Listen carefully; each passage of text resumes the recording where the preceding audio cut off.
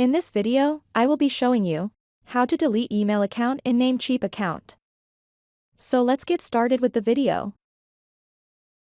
First, you need to log into Namecheap account. And next, you need to click Hosting List tab on the left side of the screen. And again, click this cPanel button to enter the cPanel settings page. In cPanel settings page, you need to click Email Accounts under Email section. In this email accounts page, you will find all the email accounts created in Namecheap account. To delete an email account, select and click the Manage button corresponding to the email account. And next, in the bottom, you have the option of deleting the email account.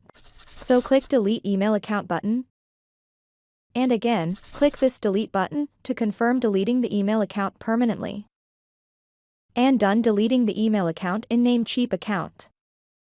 With this we have come to the end of this video. Please subscribe to my channel and click the bell icon to get updates when we add more content.